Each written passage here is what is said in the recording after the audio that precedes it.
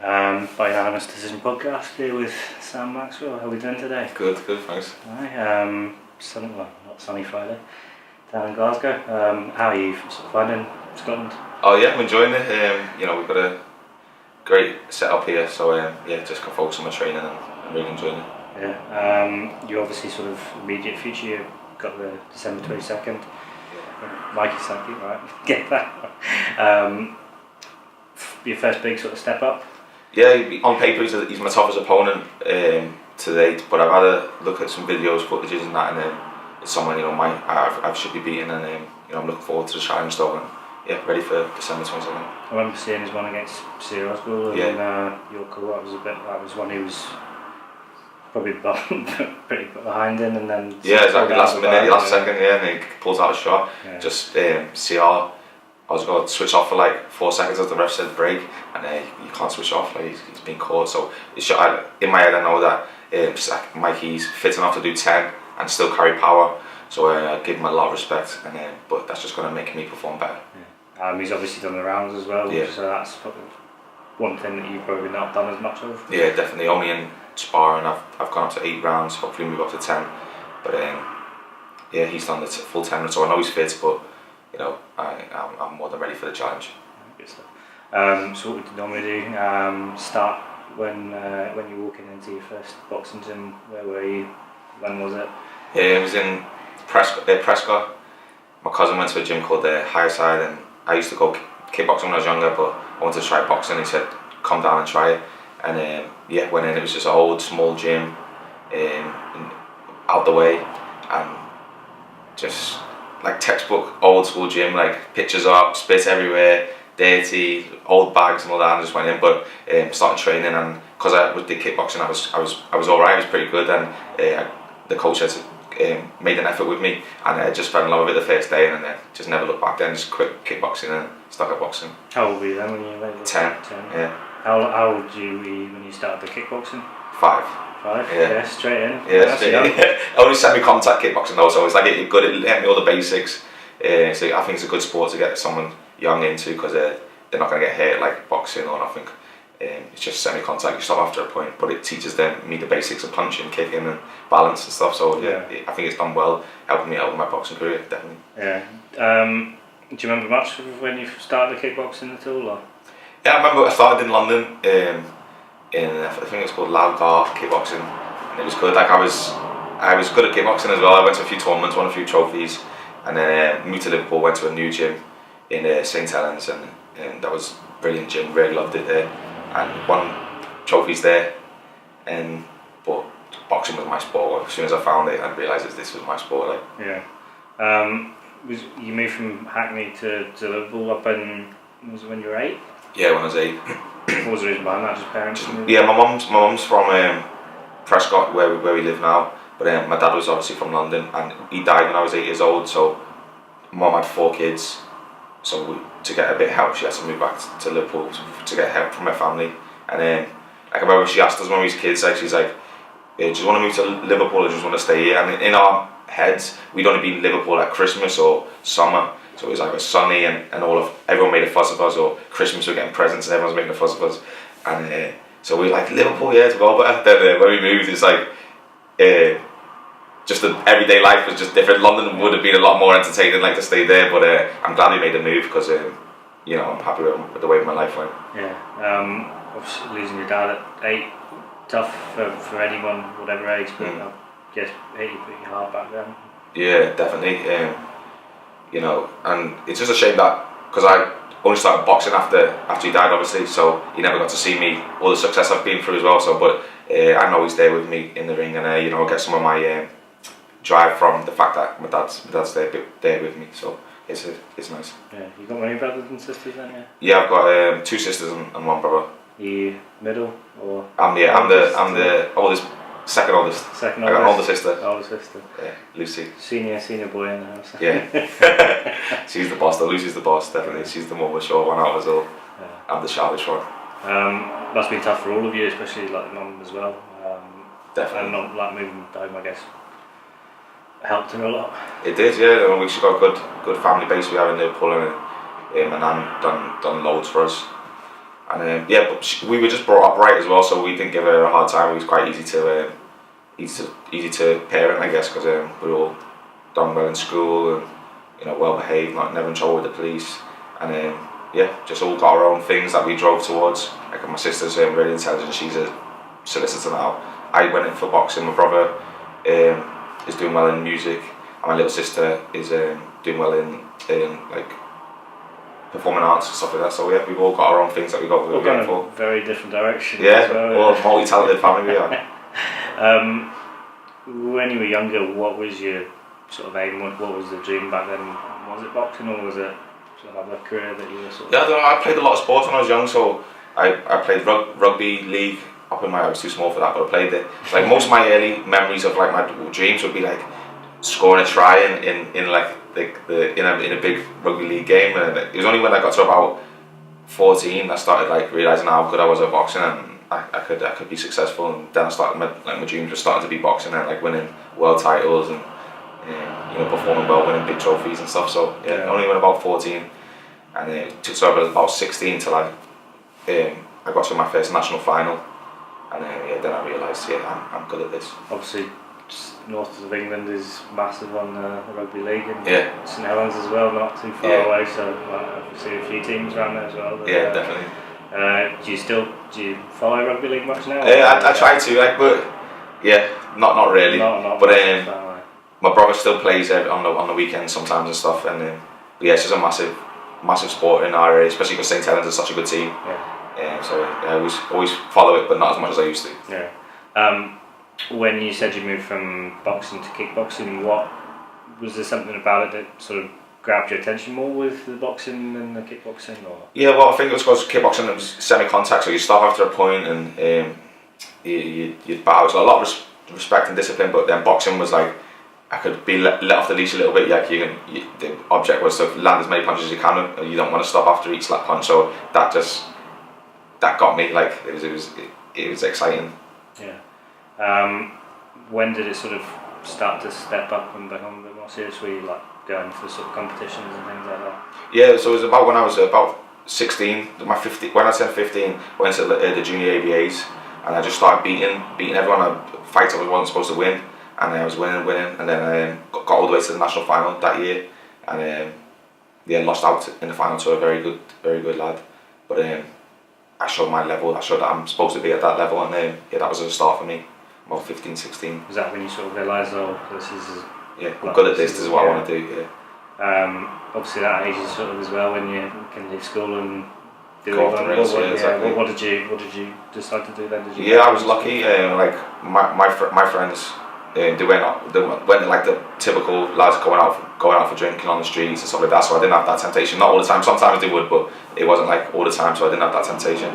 And they all were behind me. They realised I was good as well, and because I told them.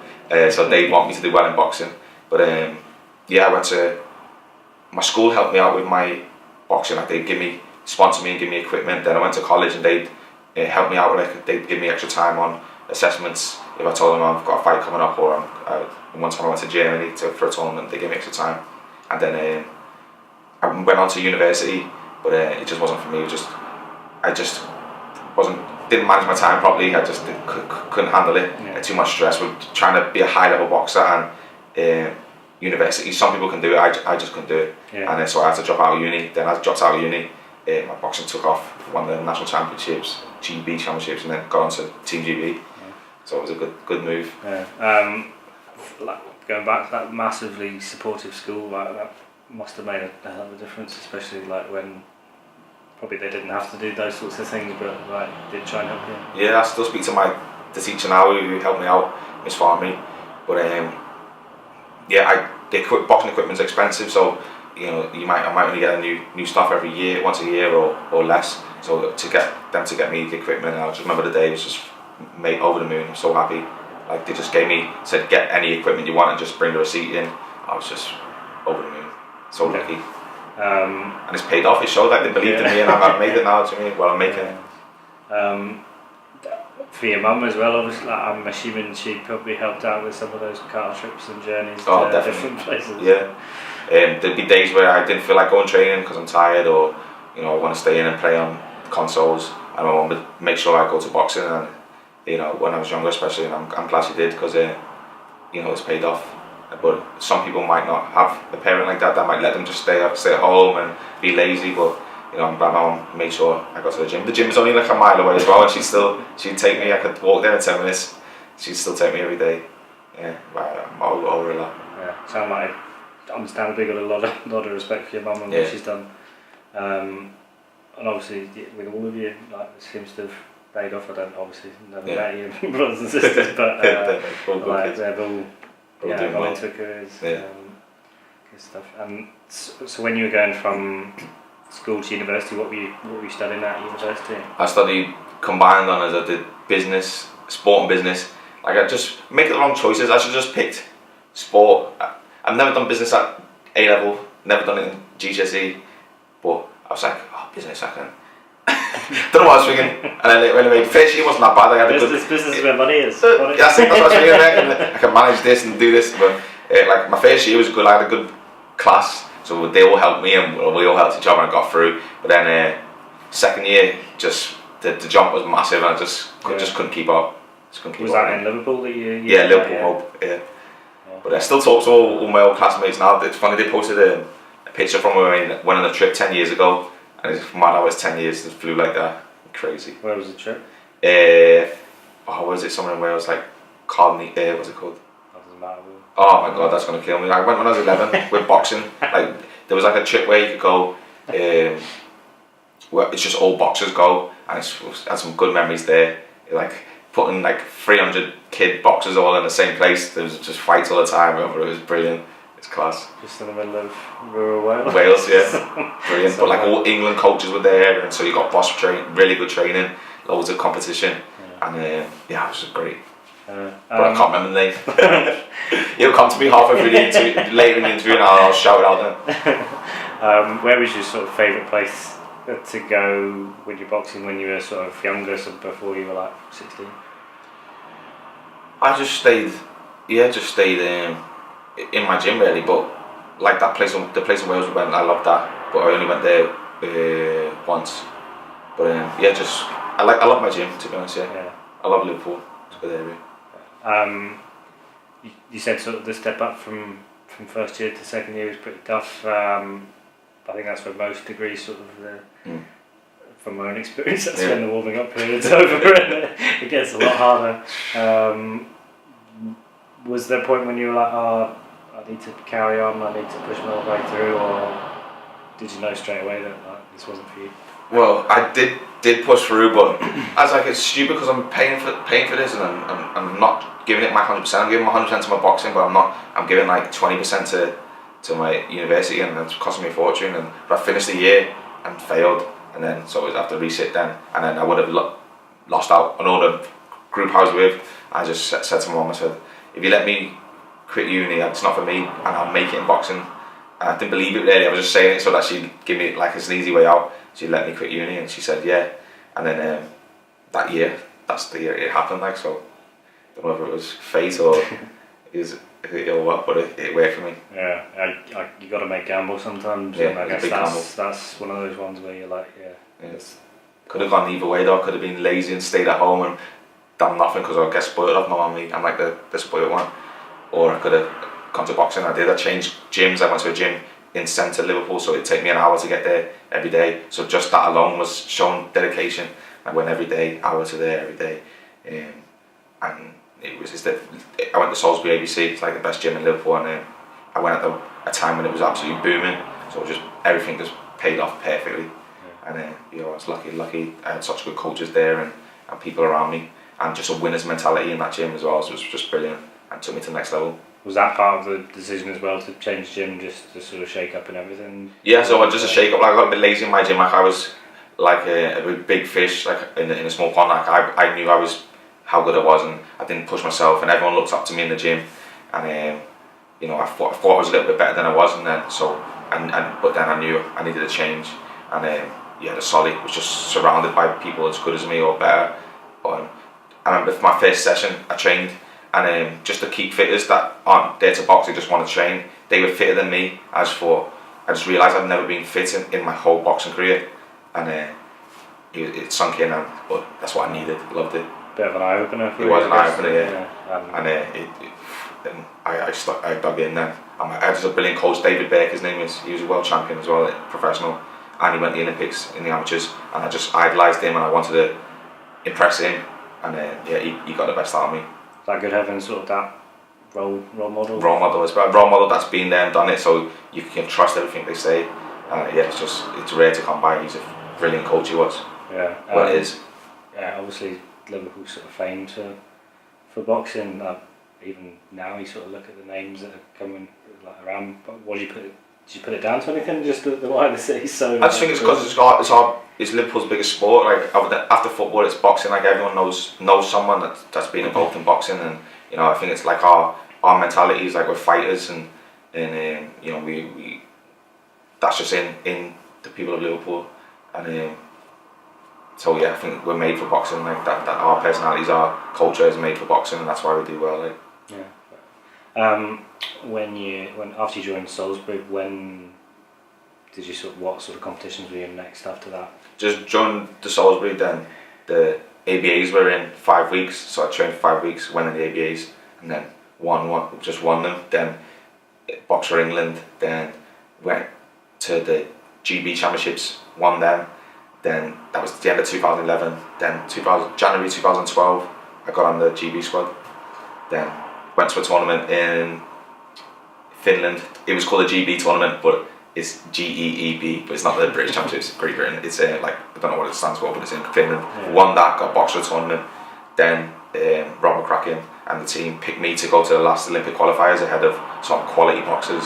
And I went to last qualifiers in Trabzon, Turkey, with like Callum Smith and Anthony Gogo. They went to that one as well. And I think Paddy went. And I beat the world number one seed, Albert Salmanov, the only person to beat Lomachenko. I stopped him then, but I wish I would have had him later in the tournament, because it was like my final. Like I was expected to lose. It was my first fight, first major international tournament, and I stopped the number one seed. And it was like, I've done it, I've finished it, like I've won. And it took a lot out of me. But then my next fight, I beat Moldova, and then I fought Turkey, and just I never got robbed. I think I would have got beat, but I just didn't. After the first round, I realised there's no chance I can win this. They just want Turkey to win. I came back, it was a close round, say like it could have been 2-1 to me or to him. I came back, I was like 7-0 down. I was thinking, I've got no chance.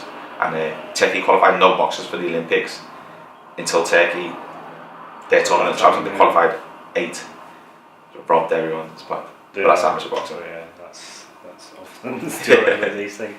How soon was that sort of after that you went into those tournaments with England? Was that sort of like a year or two after then, from when you joined Salisbury? Yeah, so it must have been 2009 or 10 when I got onto GB was exactly like a year from when I decided to join the Solly. Changed my life in a year. Yeah. Got a paid funding on the GB squad, and just took off. It's like mad. It's like all these little steps just built for this. I always think, I wish I would have joined the Solly when I was 16 or 17, but then you can't look at it like that, because everything happens for a reason. I like that saying, everything happens for a reason. I might have gone and the gym was empty and I might not have liked it, and I went at the right time and it was booming, all the coaches were there, and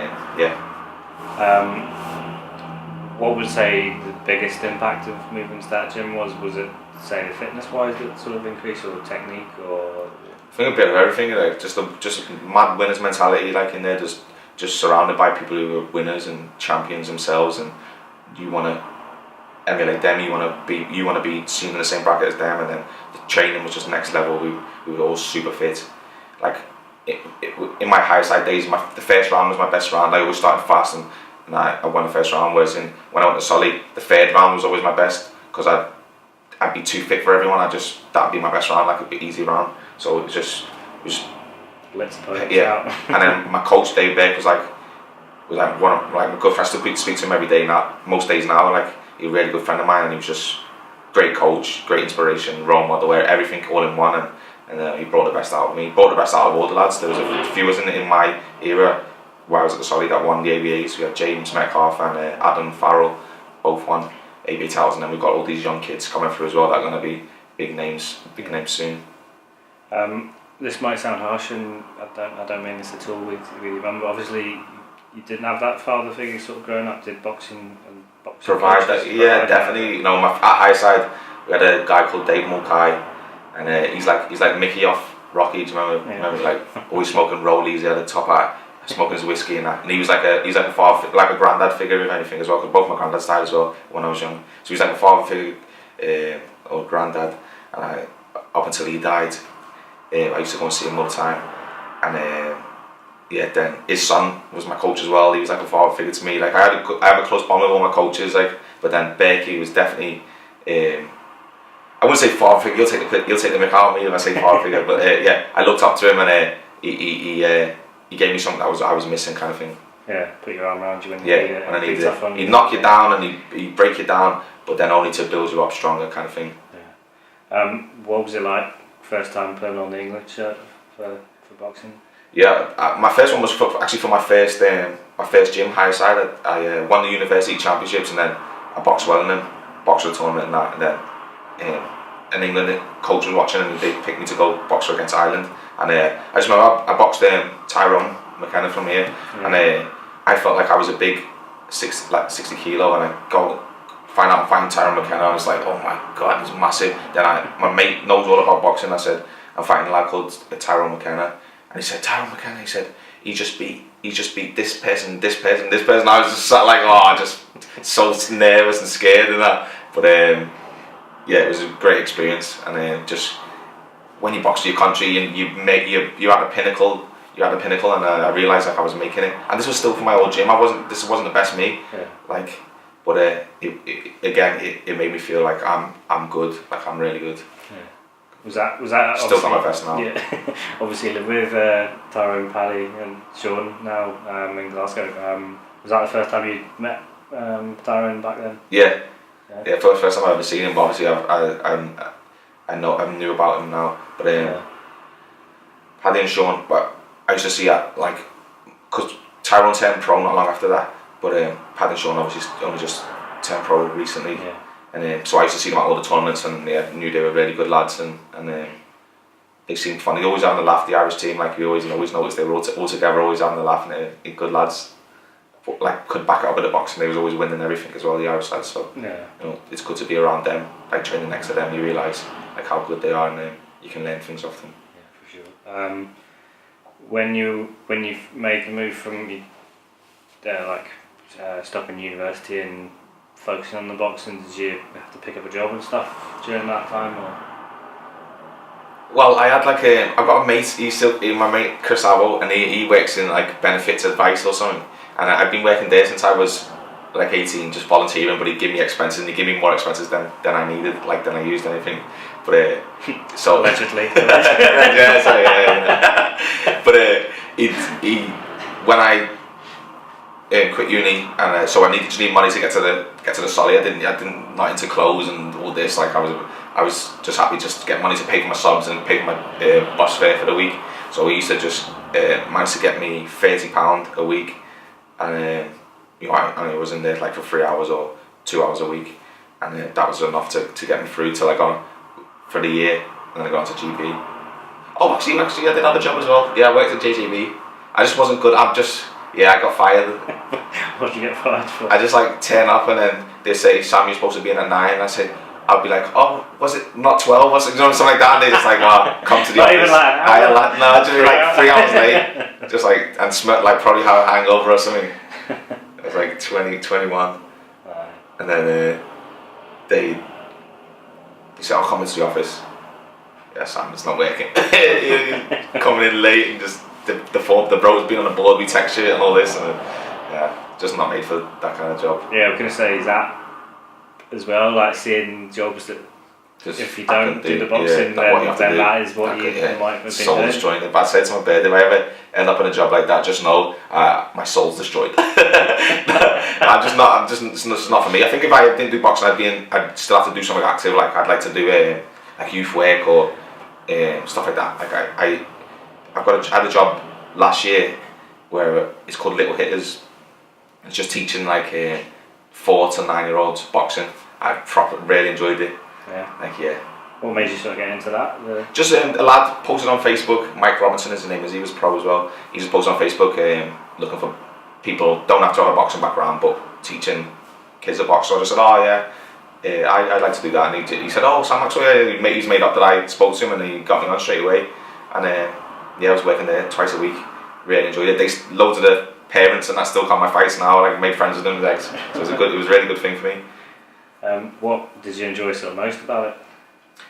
I don't know, just like the spirit of kids. Like, you just don't realise how much how funny they are. Like, it just every day was different. Like, just kids are just funny, and I just really enjoyed it. Just laughing non-stop.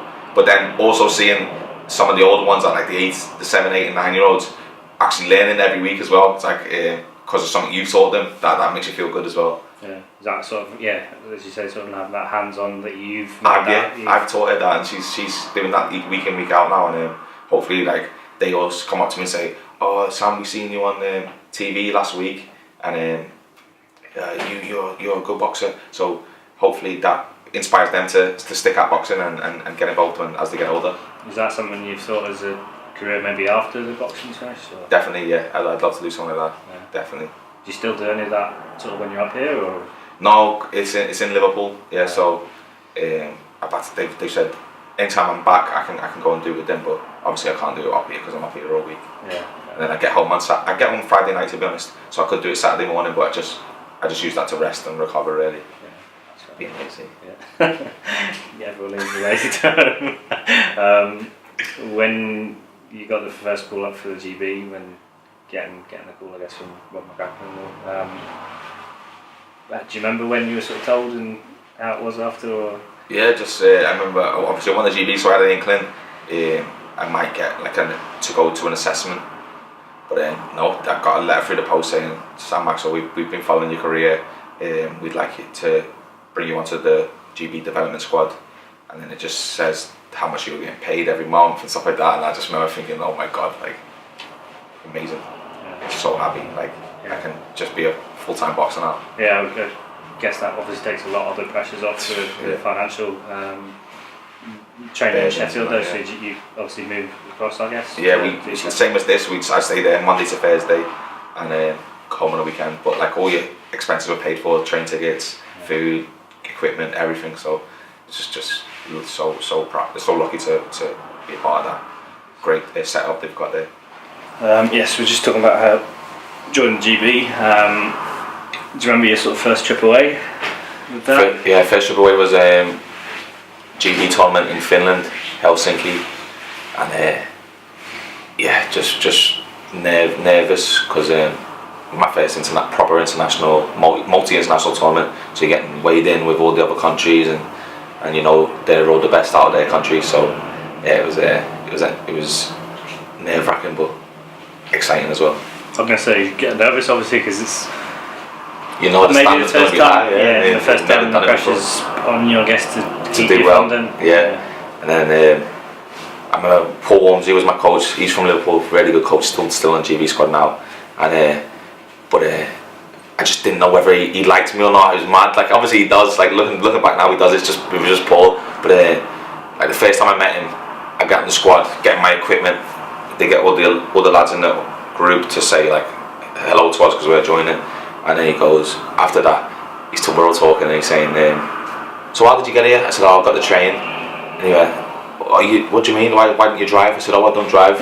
And he went, what do you mean you don't drive? I only put you on the squad because to give me a lift up here, because we're both from Liverpool. But like the way he said it is like I didn't know him, so I didn't know he was joking or what. So I was just looking at him. I smiled and then he didn't smile, and I was like, all the lads are there looking at me, and I just think, and I was thinking, is he only brought me on the squad for a lift? That was from my head. Then I went to this tournament, and I wasn't professional with, like, I wasn't used to the system of how to stay near your weight, like what to do to make the weight. I used to just the night before just train, so I get on and then go and weigh in.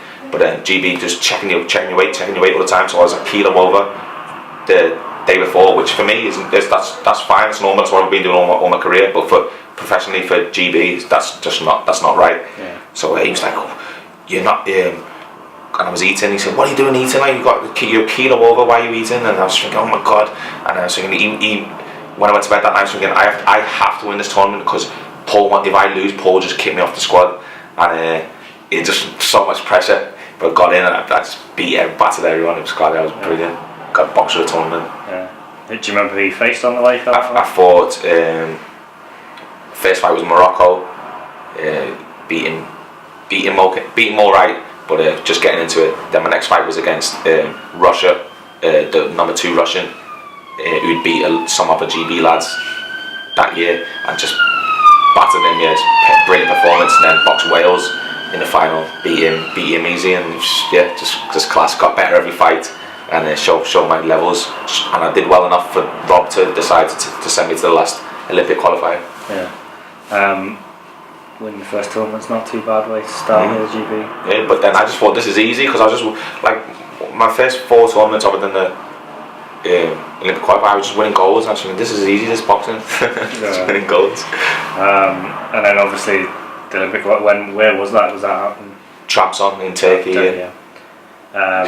Is that when you beat the Salmanov, beat the Russian, beat the world number 1 seed Russian, who the only lad to beat Lomachenko as an amateur, and stopped him in the 3rd round, and it was a great performance. Watch it back. I used to think, I used to tell people, I think we clashed heads because I stopped him because he got 2 cuts, but I couldn't remember how I did it because I hadn't watched the video, and I was like, I think we clashed heads, and the referee stopped it. But then I watched it back like last year, and I just backhand, like 2 backhands, and then he just backs off and it just gives him a double cut. And I remember saying to the referee, he's got him.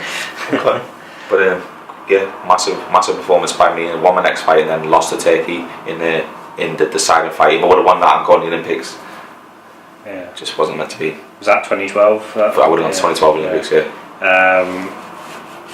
Was that sort of the first big disappointment, maybe?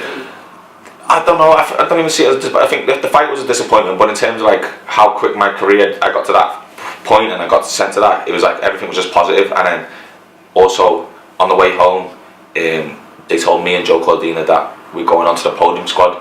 So that means we were going to get £1,000 a month now instead of £500 a month, and it was just like, everything was just. It was like that was, even though we'd lost, that just brought me up, like feeling good, like going to get even more money. Yeah, because I guess even with like the Olympic, obviously it is every 4 years, so you're like, I don't get another chance for that. Yeah, every 4 years. 4 years. What was sort of the competition like between then and the Commonwealth Games? Yeah, so just like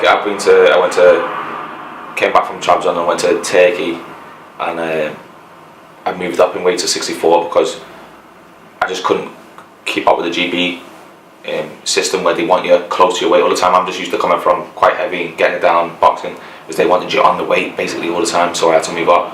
And I went to another tournament in Turkey, the Ahmet Comet, got robbed in that as well, won a silver, but should have been a gold. Then I went to the Tama tournament in Finland, won gold, best boxer, and then went into WSB. That's where I fought David Joyce and Lomachenko, Mustafiron, and then someone from Mexico City. Nice easy fights then. Yeah, that was just got on the squad, been on the squad for a year, and then I get thrown in the deep end. But that was just most of my career was just like that, just getting thrown in the deep end. Yeah. Sometimes it came through, sometimes it didn't. Those two with Lomachenko, obviously, when you see what he's done in the amateurs and now in the pros, well, not quite a scalp, but like it's my claim to fame. I've done 10 rounds with Lomachenko. It's like a professional format as well, with no vest, like just smaller gloves, no head guard, and I've done 10 rounds with him, so it's my claim to fame. Got all the videos and that. Batters me like first round I did good in both of them, but I just wasn't fit enough and for his pace kind of thing. Same with Bill, he started off good and then he took over kind of thing. Yeah. I think I sort of read as well that there was a late pull out for that, and sort of you were thrown in a bit. Yeah. So the first time I was supposed to fight him. First time I was in Kiev, wasn't supposed to fight him, supposed to fight Rudenko, then get there, dead at the weight, and then he walks in and I have to fight him. They say, Matt says to my mates, I wonder what he's doing there. They're like, you're going to be fighting him. So I was like, nah, no chance. Then I end up fighting him. Then again, we just had to fight Ukraine again 2 weeks later in London. but it wasn't supposed to be me. It's supposed to be like called John Joe Nevin from Ireland, and then it was supposed to be Josh Taylor, and John Joe said no, and then Josh Taylor a week before we're training, doing our last runs, stair runs, and he goes over on his ankle, sprains his ankle, so he has to pull out, and then it's just left to me again. But I'm glad I did boxing the second time because I did better the second time. Yeah. Guys didn't get that scalp or win on your record. Oh, imagine I would 10 pro off that, just off that. I would have retired from boxing. You could dine off that. Yeah, for the rest of my life. Yeah. Qualification for the Commonwealth Games for Glasgow. How was that sort of in the build up for? Yeah, well, I was just number one GB from 2012 to 2014. I was like the number one for England, so I was always going to go. But then I went to the tournament, ABAs again, and Josh Kelly was in them this time. So he was coming through it. He was young coming through, and he's looking to get my spot. So it was kind of coming down to who won the Commonwealth. Yeah, who won the ABAs was going to the Commonwealth, and then I beat him in the final. So I got picked to go to Glasgow then. Nice, so sort of a box off. Yeah, kind of a box off. Yeah, but he was just coming through. So, but it was a lot of pressure because I was thinking if I lose, they'll definitely send them. Yeah. I just pulled it off. Was that maybe sort of the highest pressure sort of fight you'd come out of on the winning end at that point in your? No, I've been to the European Championships. I boxed the number one seed there, Magic Capri, Italian, and beat him. I just come through against when I'm the underdog. I always come through, like always. Yeah. It's just when I'm the favourite, I seem to not perform to my best. Yeah. I need that pressure, I guess. Yeah, underdog. Yeah, I need that. I'm the underdog, definitely. Had you ever been up to Glasgow before the Commonwealth Games then, or? No. I've been to Scotland again with boxing in like a rural place. Couldn't tell you the name, terrible names, but it was like we just 10 of us when we was kids, 11, 12, and we just had to do things in Scotland. Like we did canoeing and trekking and stuff like that. But one of the best memories I've ever had. All my best memories are boxing trips, but that was one of the best. That with Highside in Scotland, class trip. Just like sort of the bonding, like team bonding. Just fun. You know what kids are like. We were just all messing about and just some great memories. Like if we all sit down and talk about it, we'd just be laughing non-stop. Like just class. Yeah. How did you find the sort of the build up for it and then like the competition itself? Class, yeah. And Usain Bolt was there in Glasgow, and I've seen all these stars there. It was brilliant. But the only thing is, boxing is like the only one that lasts the whole length of the Commonwealth Games. So you got no chance to enjoy it because you're just in competition mode all the way through, and you're making weight all the way through. So that side of it was just a bit frustrating that I didn't get to go in and meet all these stars. But it was a great tournament. Great to be part of, with loads of equipment. You know, it was on TV, so all my friends got to see it back home, and I performed really well. Got to the semi-finals where I got beat off Josh Taylor, who's going on to be world champion now. Start the first time, sort of your sort of average friends, sort of like, or non-boxing fan friends, see that you're on the big stage. Definitely, yeah. Because it was on BBC, so everyone got to watch it. So I was always getting messages every day, like people saying they seen me, done well, and so that was just boss. Because I could go to tournaments in Russia where it's harder standard than the Commonwealth Games, and no one even cares, no one knows, no one cares, and if you win it or lose it, no one cares, and it's like 10 times harder than the Commonwealth Games. And I go to Commonwealth Games, and just everyone is like it's like the biggest. It's like it's only a step down from the Olympics for popularity, I think, the Commonwealth. So it was just amazing. Yeah. When you sort of won your quarterfinal, how were you feeling? Obviously, like, you know, then you sort of guaranteed a medal. Yeah, it was brilliant. It was like I realised like I'm doing well, and I knew I had the Josh Taylor in the next round, and you know, we were pretty even back then. So I was thinking, I could win this fight as well. But I was happy with my bronze medal. I remember after the fight thinking, I've done it. Like I'm in history, kind of thing. But let's try and change the colour of the medal. Yeah.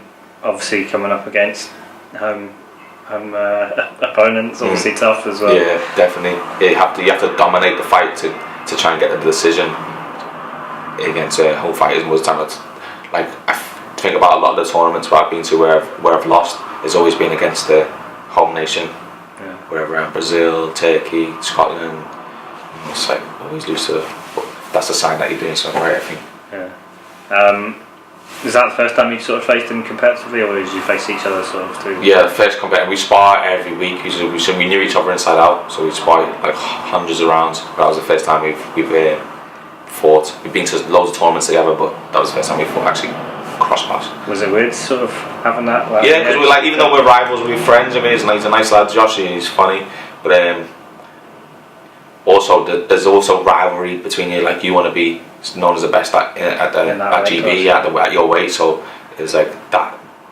Even though we're friends, it was like that was the forefront. But then after the fight, obviously you see like we hug each other, and I say I wish him well and that because we're friends. I like him. I hope he does the best. And he boxed really well that day. Do you try and get under his skin at all? Try and wind him up at all? No, amateur boxing not like that. Amateur boxing is like a gentleman sport. Yeah. Yeah, it's only professional boxing that's like people try and do all mind games and stuff like that. But yeah, amateur boxing not like that. Yeah. After that tournament, did you think about going pro? Like, or was that like the straight away aim, or did you want to sort of continue and like? Well, I think they knew Josh Taylor wanted to turn pro after that. So then, if we both turned pro, they'd be left without a number one GB. So they said to Josh, he can turn, I think, and then. But if I tried to ask, I wouldn't have been allowed because you signed a contract for 4 years. They would have let me. They would have allowed me, I guess, but yeah, it would have took some time, I think. So I just thought I'll try and stay on for the next cycle, try and go to 2016 in Rio, and it's another 2 years, and I turned pro after that. But then obviously Pat McCormick came through, phenomenal talent. My form was going down, his was going up, and he rightfully went to the Olympics and qualified. He's one for the future, definitely. Yeah. When you're saying your form sort of went down after that, what was that down to? Just I've been on the squad for like 5 years, and seeing boxing all the same faces all the time, and seeing all the same people, and just wasn't motivating myself as much as I should have, I guess. Yeah. Was there a point where you're like, right, I need to change this, or I need to? Well, yeah. Once I found out I wasn't going to the Olympics, it was hard to even just go to training. So I started looking and started putting things in place for me to turn pro then, and spoke to Rob and the team, and they wished me all the best. Was it hard when, say, after that tournament, you probably most people sort of expecting you to just walk into the Olympics, like just because you're past and yeah, just got been on squad a long time, and that, but the selectors they're going to pick who they think's going to do amazing, whether you've been there for 10 years and they've just come on the squad. Like how I got on to go to the last qualifiers, that's kind of how Pat got on and did it, and it was right. It was the right decision. Yeah. No regrets at all from. Like, no, definitely not. I loved it. I think I'm a million times better fighter than I was when I went on, and that's going to show in my pro career. What was your sort of highlight from amateur days? I'd say winning the Commonwealths. Yeah. Winning the Commonwealths, winning a bronze in the Commonwealths. Yeah. Just because everyone got to see it, kind of thing. Yeah. But then actually winning the ABAs for the Solly the first time, that was massive for me as well. Yeah. What was your favourite sort of play, or favourite or worst place from where you went to the amateurs? Because I know you go to some crazy terrible countries. Probably Belarus. Yeah. There was terrible. The food was horrible. No Wi-Fi, no TV, no phones. Like just in the middle of nowhere. Oh, that was terrible. So bad. But I guess it helps with your weight. Yeah. I've been Kazakhstan. I like Kazakhstan, like the training facilities and stuff like that. But I've been when it was minus 20 degrees, where you couldn't even go outside. And then, that was tough. But the facilities in Kazakhstan were amazing. Yeah. But I went there 3 times in 1 year. A bit boring. Bit much. Yeah, a bit much. Yeah, a bit too much. But the first time was class. Did you get to see much of the No, just see hotels and gyms. Yeah, that's it. You just see the hotel, gyms, airports, and that. I wish I would have made more of it and travelled a bit more. But we trained that hard that you just want to go and sleep and get something to eat and then go to sleep. So yeah, but I've been to some brilliant. I think the best country I've been to probably Brazil. I really enjoyed that. We got to go to the favelas to see all these. Just see kids with guns and dealing drugs on. I was mad, and there's no police around and stuff like that. It was just it's eye opening, like crazy. So, yeah, a bit of an eye-opener, I guess, of fellas like they're just loads of little like chat houses, places. And they can be like thousands and thousands of people. When were you sort of when you were like that age to go see them? 2016 I went, and we was with a lad called Tony Yoka, and he's French. He won the Olympics. He beat Joe Joyce in the Olympic final. But he's like mixed race looking, looks kind of Brazilian. And when we wasn't at the same time as him. Our group went, then France came in with their team. But then we had rumours that the favela people pointing guns at him because they thought he was police and Olympic champion. They could have killed him. Mad. But the translator was saying no boxer, Olympic athlete, and they let him through, but they were ready to kill him, kind of thing. Mad. Jesus Christ, right? Don't say you're they don't like the police. Don't they have a bad relationship with the police? I think. Number one traveller tip is don't look like the police. When you were turned pro, what were you looking? Did you have offers on the table, or? Well, I had friends who boxed at MTK, and then they put words in for me about them, and then it turned out like MTK wanted to sign me, and they were happy to sign me, and that was the best decision I made because they've done a lot for me and got me signed with Frank Warren, and they gave me sponsorship for my first year, which helped my transition from GB because I was getting paid off GB every month. So they've sponsored me for a monthly wage. It was like offset what I was going to lose going pro, so it was a massive help for me. Yeah, I was lucky. I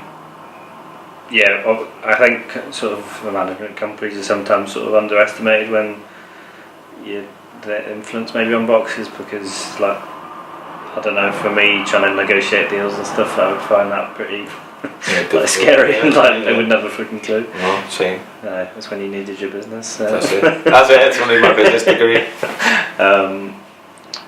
So when you did turn pro, were you still based in Liverpool then? Or? Based in Liverpool with my coach now, Danny, his dad, George, one of the best, most experienced coaches in Britain, and I had 8 fights with him and Derry Matthews at Derry Matthews gym, and doing really well. But done a few camps with Danny, a few weeks, and I just realised he was the coach that's going to take me to the next level, and we clicked, and I just decided to make the move up here. What did you was there anything that you sort of found difficult with the transition from the amateurs to the pros at all? Or? No, because I did a lot of then WSB. I did 13 WSBs, and that's basically just professional boxing for 5 rounds. So when I went pros, it stepped down for me, really. It's only now, hopefully, this Mikey Saki is going to be back up to the level I was at the pros, at the amateurs.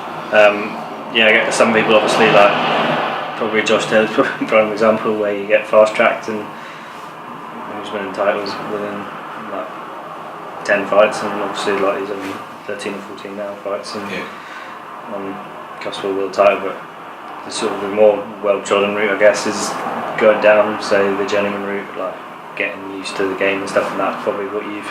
Definitely, I've done my apprenticeship now. I've boxed a lot of people who have learnt a lot. I learnt bits and bobs out of each fight, but it's all shaping me into the fighter I am today. And I think it's as long as you don't fight too many and get complacent, then it's okay. But so I fought the right amount now, and I'm ready to step up. I think it was your second fight in Leicester. That was probably the riskiest. Yeah, to step up in my second fight. I boxed someone who was like came to win, Georgie Wright, 5-5, won 5, lost 1, and then my next fight was against Angel Emelov, who's a journeyman, but he comes to win. No one stops him, and I stopped him, and then since then it's been kind of easy opponents. Yeah, I'm guessing you find them a lot easier than say the guys you were facing back in your amateur days. Yeah, definitely. Well, easier. Is there a point when you're like, I need to make this step up now? I think it's now, yeah. So it's like December 22nd step up, and then after that, hopefully even more of a step up again. I've done my learning now, so ready for it. Is that how many rounds is this fight coming up? Just 6 again. Last 6. It'll be hopefully I'm on to 8s and titles then. What sort of titles would you be looking for, like immediately? Because I guess from because you're originally from London, can you challenge for like the Southern area ones? Is that I'm not sure. I don't think so. Mike Stacky's the Southern area champion, so we'll see if I qualify for that. But I think I'm Central area. But I don't know because I'm Scotland now, so I don't know. Scottish term. But yeah, just anything, any opportunities I get, I'm going to take with both hands. So just waiting on them. I know I've got the right managers and the right promoter to get me the shot. So just waiting on them. Yeah. When you see guys like Josh, obviously sparred him tons of times, and we're at a similar level. Does it ever you're like, oh, wish I was going along his route where he's... No, I don't think you can compare yourself to people. He's done really well. He's had his management team have moved him perfectly. Like he's done so. They've done hard tests for him and he's come through them, and he's brilliant how he's done it. But no, I think I'm on my path and I can't be looking at other people's path. My path is how it is, and all I can do is follow that. What's best for me. Yeah. We're obviously doing this interview in Glasgow. You moved up here with Danny. How did you find that, sort of moving away from the family, sort of? Yeah, I'm used to it from GB, so I've been used to it. My girlfriend's used to it as well. I've been with her for 10 years now, so she's used to it. As long as I'm training hard, she's happy. And the only thing is, it's cost a fortune. But I'm lucky enough to have good sponsors. I've got 2 good sponsors, Britannia, Fleet Removals, they sponsor me monthly, and McDermott Smith Law, they sponsor me monthly, and it just helps me with all my costs and covers my travel. So one of the lucky people that don't need a job, I can just box. There's a fair amount of travelling, especially when you don't have a car. Don't have a car, no. On the train. Train costs a fortune. Train costs more than a car. Then how that works. Yeah. How do you find it living with the 3 Irish boys? That's brilliant. There's always laugh. Like last night we played some poker. It's just good. They're always doing something entertaining. So yeah, it's class living with them, and the fun in the house, but then in the gym they're beasts, you know. So I've got best of both worlds. Yeah. Is that sort of motivating for you? Like, see when you've said in the past, there's sometimes when you're like, motivation can drop sometimes, having them sort of drag you along. Yeah, definitely. See, inspiring training alongside them. Yeah. Was it weird, sort of seeing now come full circle, like living with like Tyrone and stuff down after boxing? Yeah, it is. It's mad, isn't it? It's like we box each other and then we put on circuits together, and now we train together. But you know, I definitely feel it's the best choice. I got quality sparring with him and Sean, and it's going to bring us both on, I hope. Yeah. You obviously, I think you're 30. When you turned pro, is there sort of that? Does that play in your mind as well, that like you maybe don't have as many years in as say some of the younger guys that have just turned pro? Like yeah, definitely. That's always going to be a part of it. But I think I don't live an unhealthy life. I only live right. So my career is just going to be as long as I want it to be, really. You know, as long as I keep training and keep living right, eating right, and I've got a few more years left. Yeah, definitely. How do you find living in Scotland in general? Yeah, I enjoy it. We blessed. We live next door to the gym, so I can just get up, go to the gym, can stay in the gym as long as I want, and come back here. We get meal preps, so the food's made.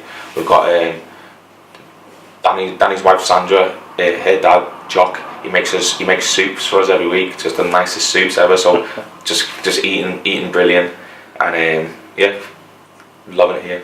Yeah. Do you find it tough, like when you're saying like living away from the family, like living away from the girlfriend? Obviously she's used to it, but do you say, would you want to settle in Liverpool, do you think, eventually, or? Yeah, I think so. We would want to look at buying a house in Liverpool next year, but I think just goes fast. Like all I do is eat and sleep and train, so the days just go quick. So before I know it, it's the weekend, and I go on. But like I say, it's not a long career boxing. It's not going to be forever, so just got to make the most of it while I can and make the most money I can, and then I'm out. Do you find that sort of tough sometimes? Maybe like just doing, when you're saying like eat, train, sleep, like do you find, I want to be doing something else? No, that's just what I love doing. I couldn't picture myself doing anything else. Just what I love doing. Sounds boring to people, but it's what I love. If you're doing what you love, then it's not hard work. Yeah, exactly, it's not work. When you've hung up the gloves, what would you ideally have? What would you like to achieve in that time? I want to have my own house, bought, paid for, and my own car. Yeah, that's what I want. Yeah. And the lessons. And the lessons, yeah. I'm hoping I'm going for a crash course before Christmas. So that's what I want. That's my goal. Have my own house, paid for, and then I can start any job then, go to any job. What are we thinking about the house? Where's that? Oh, just in my area in Prescott, yeah, just where we like our area, we love it. So it's not too expensive, so perfect for us. So you're a big name back home as well, 10 on Christmas. I know, I was surprised, I was shocked that they even asked me, but I felt ashamed that they asked me, but you know, when you think about it, I'm Commonwealth bronze medalist and I'm a professional boxer, so hopefully I can inspire some of the kids. I was up there with Father Christmas and the mayor, it's funny, and me. It's a hell of a trio. Yeah. Is it hit home, like when you get sort of invited to those sorts of things? Is it what? Is it hit home, like It's just nice, it's nice to be recognised, I guess, yeah. And you think, oh, maybe I am doing something right. Yeah. It's nice. A senior, Davis was one of the names that you've been. For boxing, you're not afraid to calling people out. I know, I call everyone out lately. That's the way boxing's going, I think, at the moment. Like, you just sit and be quiet, then no one's speaking about you. But if you call people out, then even if it just gets people speaking about me, saying, "Oh, I've seen what Sam's called this person out," it's getting my name out there, kind of thing. If you're three boxers that you'd like to face next year, I'm guessing he's one of them. Yeah, definitely one of them. But I think there's a fight as well between a lad called Derek Foley and Ennis Brown. I think they're boxing for the WBO European, something like that. Oh yeah. But Foley's got a high ranking, and Ennis Brown's been winning a lot of British fights. I'd love to get the winner out of that or box one of them as well. So you know, some good fights out there for me. Good stuff. And they're both MTK fighters, them too, so it could easily be. And O'Hara, so all them fights could be made easy. Pretty sure Darragh fought up here for from Glasgow not too long ago. Yeah. Good stuff. Anything you'd like to add at all? No, good. Thanks for that. Well, thank you very much for your time. Appreciate it. No worries. And, best of luck in your fight on December 22nd. Thank you. Cheers, man. Cheers, man. Nice one, lad.